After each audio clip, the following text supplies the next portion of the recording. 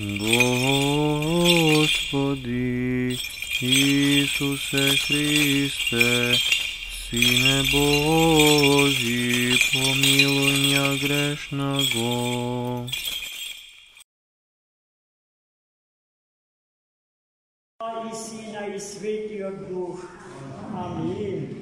Возлюбленные во Христа Бога, братья и сестры, Христос се преобрази. Вистина се преобрази. Христос се преобрази. Вистина се преобрази. Христос се преобрази. Вистина се преобрази.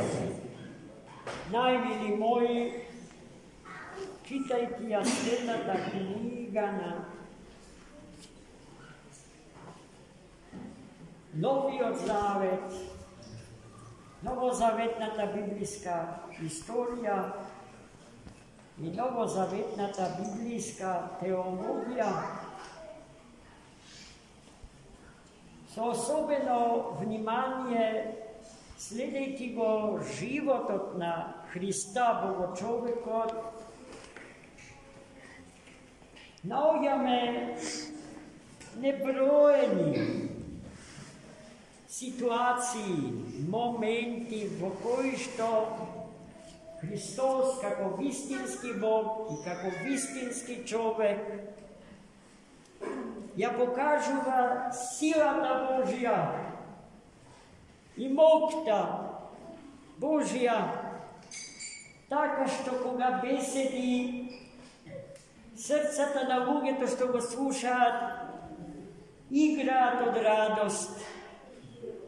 Болните ги подига и ги исцелува, а мртвите ги воскреснува. Но тоа што денеска се случи е нешто што ги надминува сите моки и сета сила што тој како Бог вистински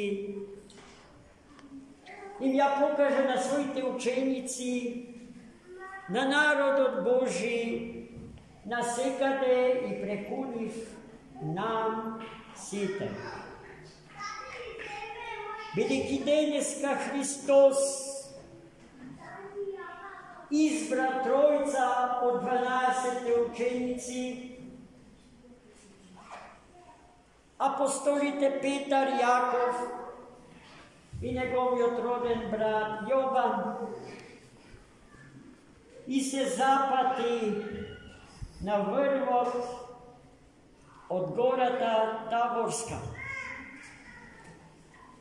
чија височина, споредена со висините на нашите планини, е безмалку смешна. Но за тамошните географски простори височината од 500 метри надморска височина нешто и значи и се доживува вистински како голема планина. Имав прилика пред многу години да бидам поклоник на тоа свето место. Изборувам како сведок, а не како човек што за тоа дознал од литература.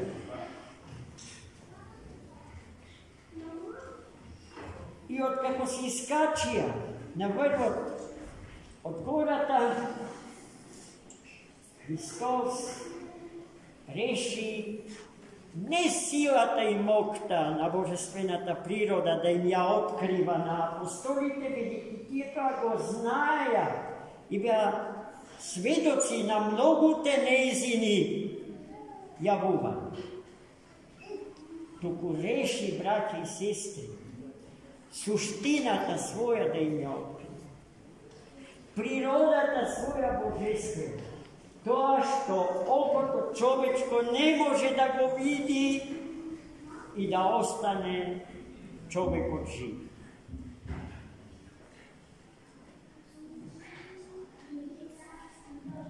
Христос до качувањето на врвот од гората Таборска беше нивниот сакан равни, учител, сакам, другар, пријател и брат, сотелесник наш човечки.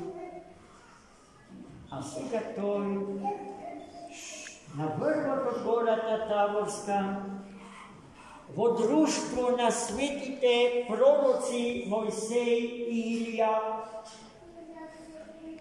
им се откри на светите апостоли Петар, Јаков и Јован во сета своја слава, че без остаток. Но во денешниот тропар, браќи и сестри,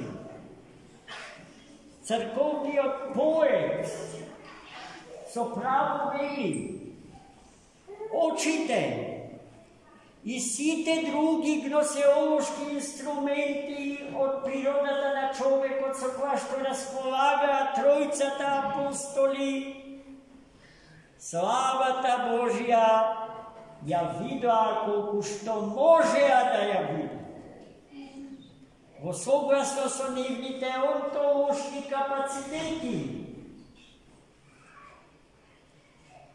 И токму на тој начин Христос повторно го чува животот на своите апостоли, онака како што го чуваше животот на светиот пророк Мојсеј на гората Синајска, при нивната средба фас ан фас, лице в лице.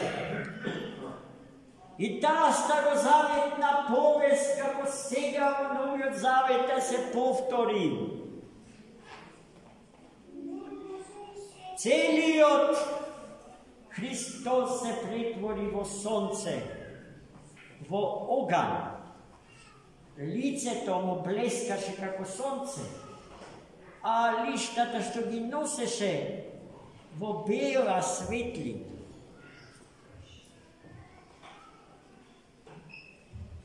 И сето тоа апостолите не можејќи целосно да го видат, го проследија со оборени погледи. После што се случи светлосен облак што ги прекри Христа, двајцата старозаветни пророци и тројцата новозаветни апостоли. Петар и апостолите беа во состојба на иступление на умот. А тоа што денеска може да се дефинира како личност во човекот или човекот како личност е само она што представува превозмогнување на границите на човечката природа. Тогаш човекот е личност. Но се додека функционира во границите на својата природа, може да се каже дека е индивидуа. И токму таа разлика модерните науки од типот на психијатријата, психологијата и социологијата не можат да ја направат. Па ги мешаат поимите индивидуа и личност. Значи, како вистински личности светите апостоли ја го проследија богојавувањето и се стекнеа со највисок степен и ниво на теогносија, богопознавање. Но гледајте, пак Господ ги спаси, да не изгори природата на човекот во нив. Така што Христос се облече во светлина, а светлината е енергија Божја, зрачена од природата Божја. Таа ни го открива присуството на природата Божја и едновремено ја крие природата Божја од очите наши, да не бидат директно, непосредно изложени на нешто што ќе ја уништи природата на човек. od Boga se razbira, sozdadena i zato od Boga čuvana. Gledajte kolika je današnji od praznika. Koliko je golen, koliko je svet. I Sveti Hristos im go otkri na Tavor, pred njegovite stradanja, pred njegovata smrt, pogrebenje, a potom i voskresenje i voznesenje.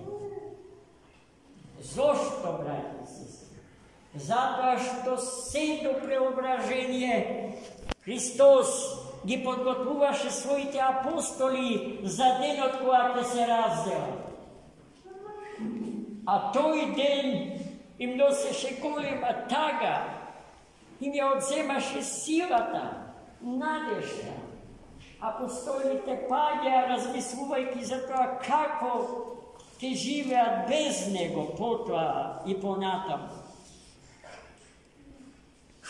Затоа Христос реши да им се откри целиот и да ги оснажи, да им ја даде неопходната сила за да ги издржат најголемите искушенија во нивниот живот.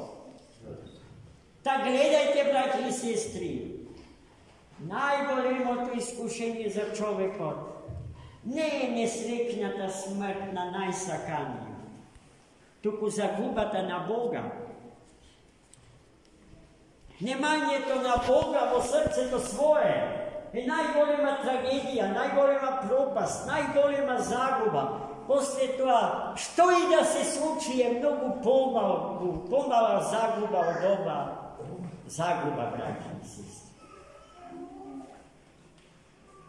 Та да му останеме верни на Христа Господа.